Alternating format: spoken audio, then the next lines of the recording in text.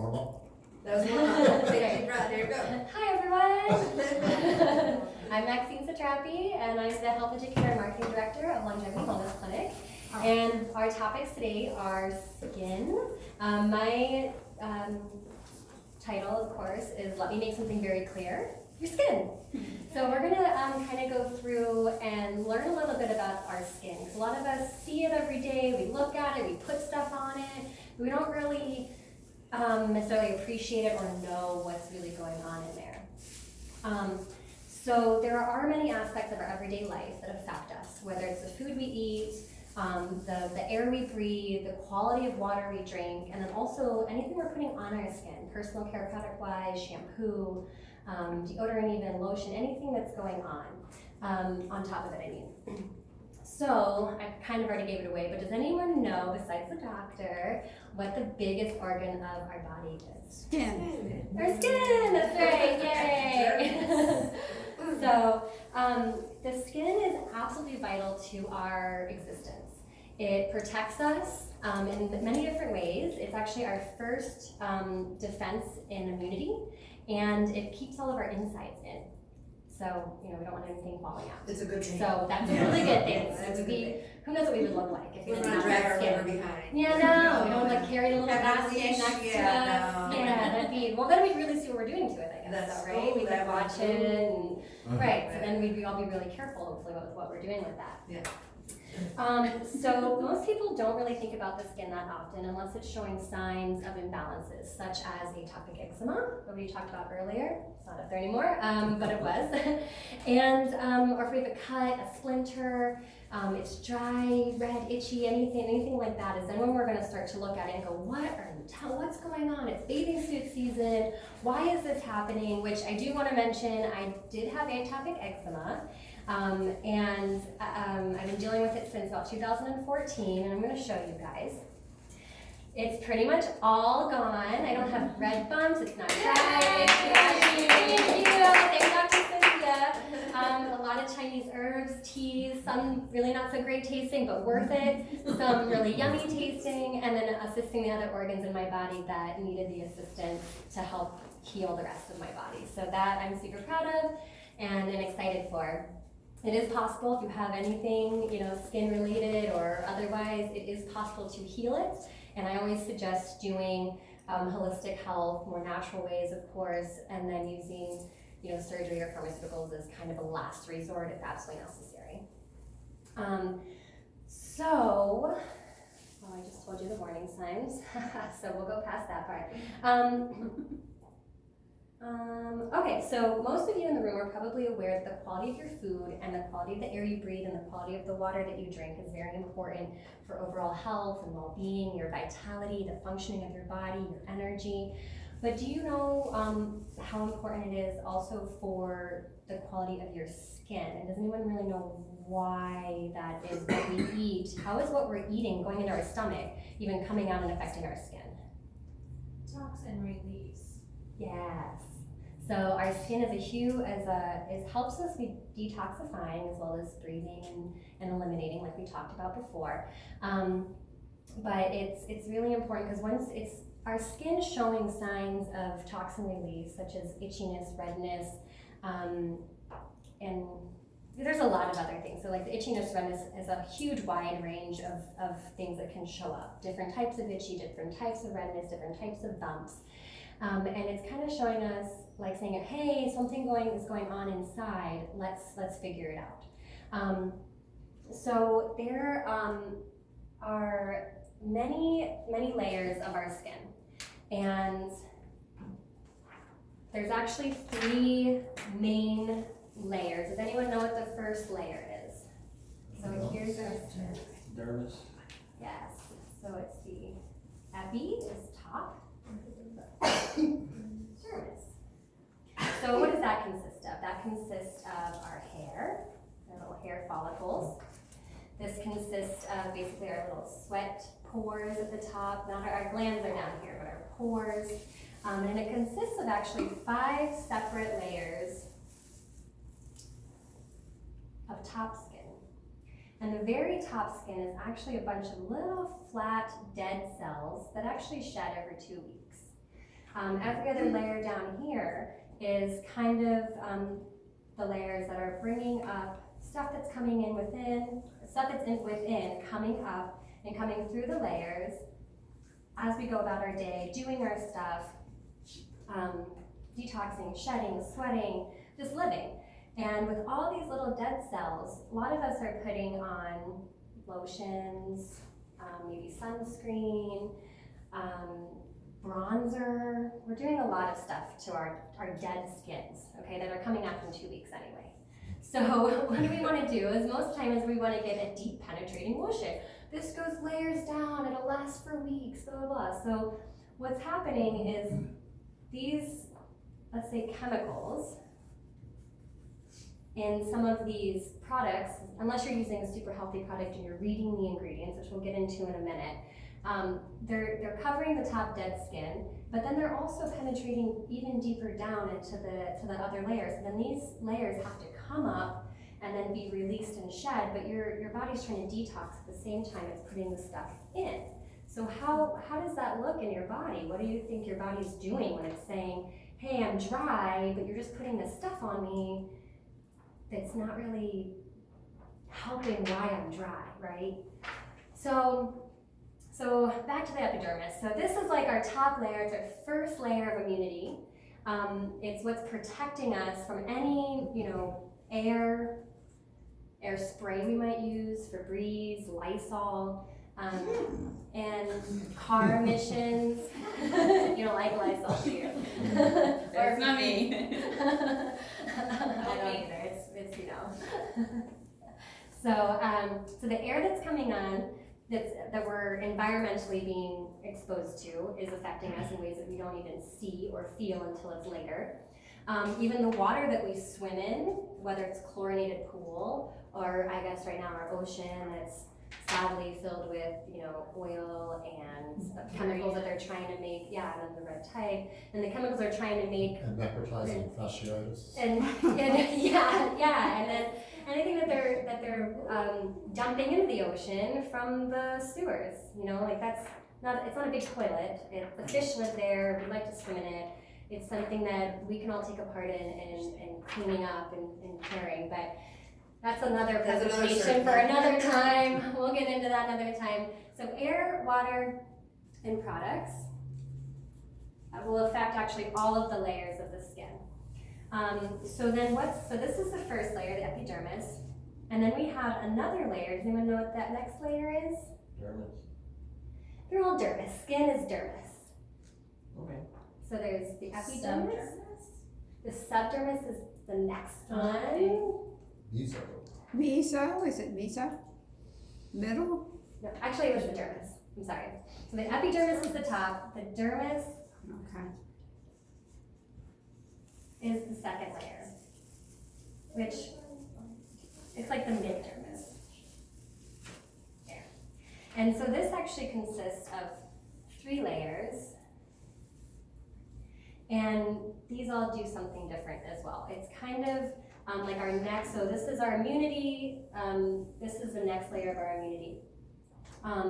So this we don't really see unless we have a cut or something's kind of pushing up to this layer to then, or get out at this layer. So maybe we have a splinter, super deep, hopefully it's not that deep, but it's gonna help push that up out of our little pores and our skin. So like when Ray had his stuff that was the ant bites that were trying to come out of his skin, it's going through all of these layers. It was actually like deeply in his system, and it needed somewhere to get out. So our skin is the best place for that to happen, because where else can it go? So this layer, all the layers vary in thickness. So the thinnest layer of our epidermis is on our eyelids, and that's about 0.05 millimeters. And then the thickest is on our palms and our soles, and that's about 1.5 millimeters thick. The mid-dermis has lots of different variations of thickness, but it consists of collagen, and I can't read that, but collagen, let's see what's the next one. Oh, the elastin and the fibers. So this is where a lot of the elasticity of our skin kind of starts and is maintained. A lot of people think that wrinkles are showing up because it's like the top layers of the skin, that's where we see it, but it really starts down here at the collagen level and the elastin and the fibers level. There's a lot of different fibers that we use within here that kind of help with the hair bulbs and the hair grow. And there's a whole chemistry lab of stuff going on in here. So then the third layer, Kira has the subdermis or the hypodermis. So the subdermis is the lowest layer, or the most bottom layer. And it also, the hypodermis. So this layer consists of like some of our fat cells, because we need fat for insulation and protection. It helps protect our organs, it helps protect our bones and our fascia, which is like that plastic wrap around our muscles. And this, so this also, these are flat as well, so kind of like the little flat cells up here that are our dead cells.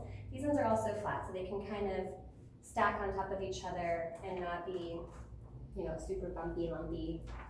Some of us, we have cellulite in some areas. You can do some skin brushing to help flatten these out a little bit. But doesn't necessarily mean it's a part of aging. People say, oh, it's a sign of aging. No, it's just a sign that your body's a little imbalanced and we need to find something to help rebalance it. So this is really what helps with the temperature of your body. It helps maintain the temperature within and without of our bodies. So when we talked about sweating in Florida, it just stays there because it doesn't evaporate. So when that happens, this part of our skin has to kind of work harder to regulate our bodies if we're not regulating it through keeping it hydrated, keeping it, the sweat pulled off, or being inside of something breezy or airy more. So all of these layers make up us. And what happens when we do put something on it, like let's use like a lotion, a moisturizing lotion? Does it just stay in the top kind of dead skin layers and hang out and just look nice on our skin? No. Doesn't that depend on what it is and who's the maker? It could depend on what it is and who's the maker, but pretty much anything that we put on our skin is immediately getting absorbed. Even water. Showering, in our showers, our body absorbs a little bit of that water. So the quality of water that you shower in can be important as well. There's a lot of chlorine in water that we use in our tap. And then when you think about people who might flush things down the toilet, like, oh, I'm done with these birth controls, they're expired, let me just flush them instead of throw them away. Now we have hormones in our water. Now we have antibiotics, we have other chemicals, we have the bleach from the toilet paper, things like that. So and we can get very erratic on everything and be like, okay, no, all this stuff. But starting slow is important, and just kind of noticing what it is that you're doing and when you're doing it, I think is important. So don't drink the tap water is what I'm getting at. If you're gonna shower, I shower in tap water, it happens, it's okay. But what we can control is the products that we're using while we're showering, and then after our shower and in between our showers. You can also get a shower filter. You can also get a shower filter, definitely, and I would recommend that. That's something I'm looking into as well myself. There's a lot of different companies out there, a lot of different brands you can get. So you just kind of want to do your research and maybe ask somebody who knows what they're looking for and what they're doing. Because the quality of the water, especially when it's like getting into your eyes, is important because they can burn. And we can go on about the quality of water, but that's another soapbox I'll stand on later. But what we'll talk about right now is that when you're using shampoo, what's one of the ingredients most everybody notices in their shampoo? It's like that makes it bubbly, makes it sudsy, makes you feel like you're getting really clean. Sodium lauryl sulfate. Sodium lauryl sulfate. So I'm gonna pass these out because this is the top 8 chemicals. There's more, but these are the top 8 chemicals. That we want to, actually, can I have them? Thank you. The top 8 chemicals that we want to be aware of, that we can choose better products. So sodium lauryl sulfate is usually the number 1 or number 2 ingredient on shampoo because it makes it bubbly.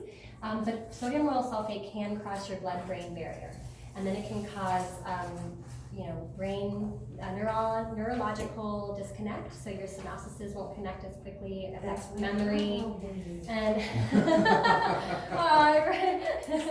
See, I knew there was an So- explanation. and there's a lot of brands out there. You can find them either online or at a health food store. Sometimes even your local farmer's market might have a company who's local and who's kind of making their own. They make their own soaps. And then, so it's pretty easy. The longer the list of ingredients, this is usually a good component for everything, even the food that you're eating or supplements that you're taking. Usually the longer the list, the more chemicals or the more stuff you don't need that are in it. Even things that say natural oils. Well, what oils are they using and where are they getting them that makes them so natural? If it's going to be a good oil, it would just have the name of the oil on it. So on this list, it explains what it is and why it's kind of detrimental to you. So sodium lauryl sulfate obviously has the biggest paragraph underneath it because it's found in a lot of the products. Another one is the mineral oil. So it's petroleum-based oil. People think, oh, mineral oil. Well, we need minerals in our body. It's kind of a misleading ingredient because you don't really know. Minerals are supposed to be good, but why would they put something bad in there if it's bad for us? They don't want to hurt us. We're the people of the country, right? So, but sometimes it's about money, and sometimes it's about doing things the cheapest. Because it's nice to do things inexpensively and then be able to offer them inexpensively, right? However, sometimes the things that are offered inexpensively can also be the things that are going to make you have to pay more money in the end, according to your health. I say, why people are, why do you always buy organic? Why do you always buy, this or that? It's like, well, I'd rather spend the money on this or that now than spend the money on cancer or imbalances later. Yeah, right. So it's a trade-off in one way or the other. And it's just really what you want to do in your life. Everything's a choice. Everything's a choice. And the only things that we absolutely have to have are good quality food, good quality water, and sometimes shelter. And sleep, lots of sleep. So we have to have sleep because sleep is when we start to heal. Thank you, Kira. Does anyone have any questions on any of the ingredients on this list? This is nice to have. Yes, yes. So those you can take home, put on your refrigerator, kind So of do where your do shopping you- with you. Yes, I have a question. Yes. So where do you tend to find which of these? Like what are the products that we most need to watch out for? What's most dangerous? What's where? I would say definitely shampoo because shampoo is on our brain. It can go into our eyes. And Chuck had made this really funny joke about shampoo having volume and giving you lots of body. Really? But when it runs down your body, you're trying to lose weight. You don't want extra body and volume, right? So that was really cute. But most importantly, because our scalp does absorb, it has skin, it absorbs just like the rest of our body. And when we're putting the shampoo on there, and it's got the sodium lauryl sulfate, even fragrances, sometimes mineral oil, pretty much, and then paraben's. So the shampoo will have pretty much all of these ingredients. We don't want it to get in our eyes, even our ears, our mouth. Sometimes you might accidentally, you get that, you're like, oh great, you got it in your mouth. So you're swallowing it right into your digestive system, although it's already going through your skin. So yeah, I would say the shampoo is where I would start. Yeah. And what about sunscreen? I'm from the era where we didn't use sunscreen, and all of a sudden you don't need sunscreen? Yeah. What is it? And Yes. I don't want it. Yes. So is there something that I can use that you're aware of? Yeah, so there are, some people use coconut oil, but you want to be careful how long you stay in the sun with coconut oil because then it can bake you. But it can, right, but it can protect you a little bit. There's a lot of really healthy sunscreens out there that don't have a lot of the chemicals in them. I have a list that I've actually been looking into trying to find a really good company. I have about 3 that I found, which I can give to you. Okay. Yeah, we can talk about that definitely. People make their own. I mean, the most expensive ingredient for homemade sunscreen is the zinc oxide. That's the sun protecting. Some people use raspberry leaf as well. Raspberry leaf can actually assist with the bad rays or the more dangerous rays. But yeah, the UVBs. Thank you. But I mean, you have to have a lot of raspberry leaves to kind of like cover your skin with. But yeah, so there's other we can look into. Okay, I'll give thank you you. a list. Yeah. Yes. So, any difference between, say, aside from shampoo, say for your skin, the difference, say, between a soap and a body wash? Like a bar soap? Mhm. Yes, so bar soap, I like bar soap preferably for myself. It's because they can have natural essential oils in it without the mineral oil and the additives like that. They can have seeds for exfoliating, and sometimes they use like a gelatin, sort of like a vegetable gelatin to keep it solid.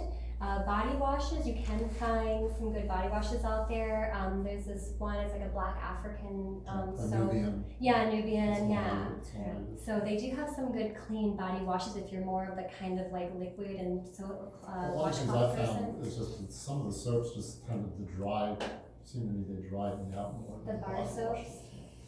Yeah, I mean that could be depending on your skin type. I mean there's so many different types of skin type, and then also what it is that your body's needing. If you're hydrating enough, as well, it could be the type of week. But What kind of soap? Like, You know, like somebody who makes a handmade natural soap, I'm not talking about ivory or anything.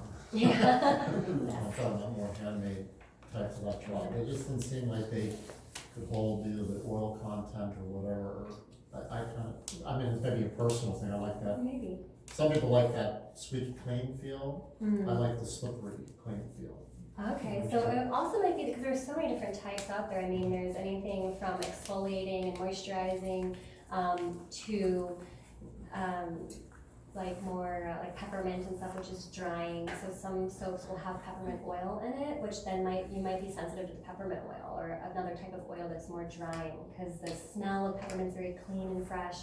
So I don't know what types, but it might just be or the washcloth you're using if you use one.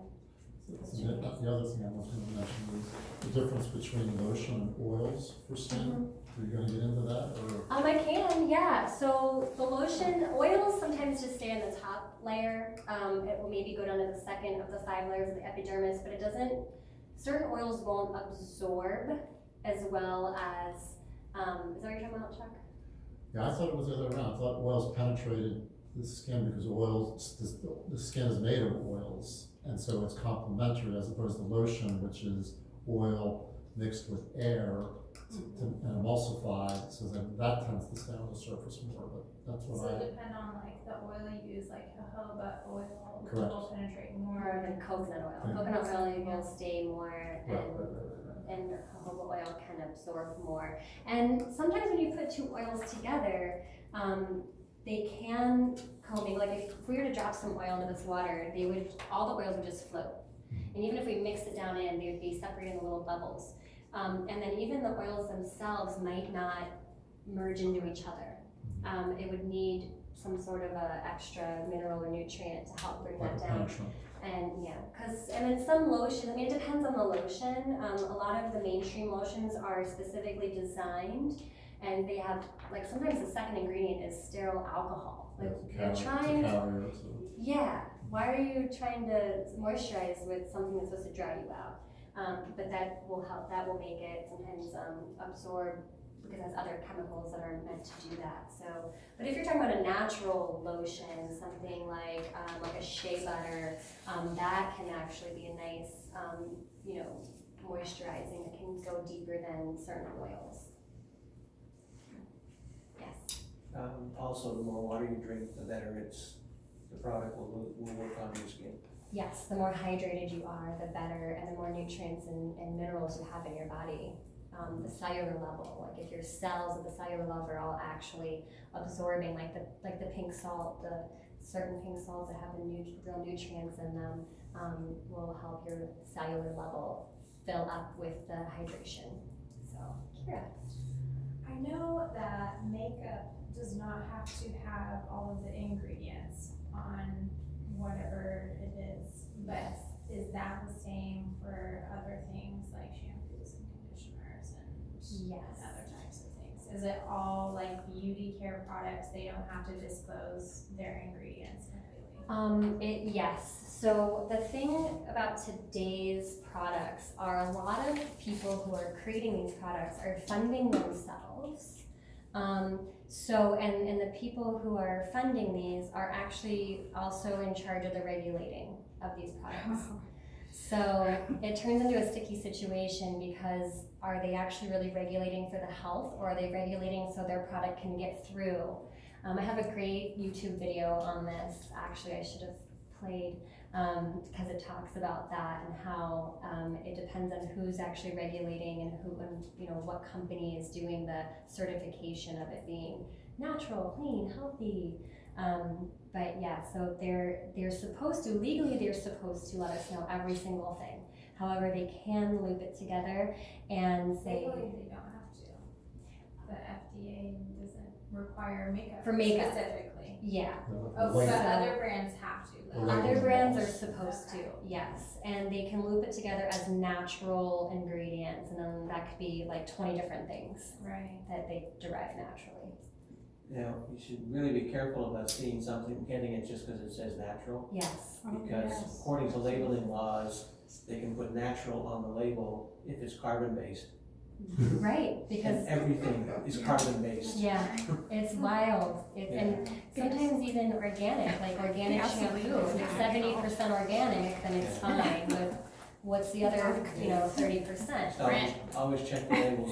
Yes, check the label, read the ingredients. The ingredients, like people look at, the labels and the nutrition facts on things, but it's really, well, what is that telling you? It's not telling you anything unless you see what the ingredients are. What is actually in this?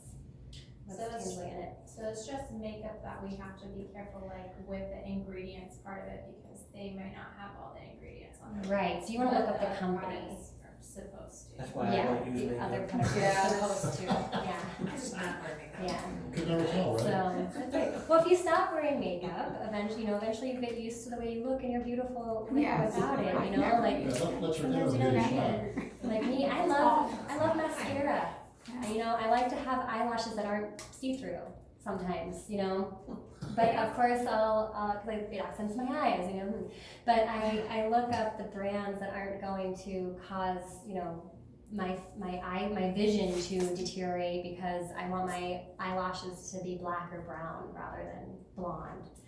So How do you there are. suggest that girls do that? Is it like, I know there's a term for makeup brands that like fully disclose all of the ingredients. Yeah. And Well, Jane there- Iredale's one of those. Jean Iredale. It's older stuff, but she's one of the original people Yeah. who did all organic stuff Like and blackberries based and discloses everything on the labels. So you'll see high-end spas who recommend cosmetic type thing. Jane Iredale's one. Yeah. There's a couple. It's good stuff, it is also impressively expensive. Yes. Yeah. So It's kinda you're like- paying for what you get. No, I'm wearing it Or now. don't. Yeah, no, definitely. But if you don't wear it all the time, if you're wearing it for occasionally, like you don't need to get up every single day and put it on, especially if you're just I walking do. around the house. I'm just saying. You- I do. That's my thing. I do. Okay. I do. So And you- But it's worth it to you to pay for well, the. it's more to the point of there is lead in lipstick, Mhm. and if I'm wearing lipstick lead and I wear it every single day all the time, then I'm swallowing that. Yeah. And so it's the most important thing that I need to make sure that I get the organic stuff. It's not, Yeah. it's not the thing I wear the least, it's the thing I wear the most. That makes a lot of sense. That's Who's important. Jay also? Yeah. Yes. I want to ask you about Dr. Bronner's. Okay, I've been using it for Seriously, you're my years hookup? because it's just Lipstick hookup. so. Do you know anything? Have you heard anything about it? Could you repeat the question? I was talking. She's disrupting the class. Class. jeez. I learned that class. Chuck is my lipstick hookup. I didn't know. Cool, that's good to know. You're often.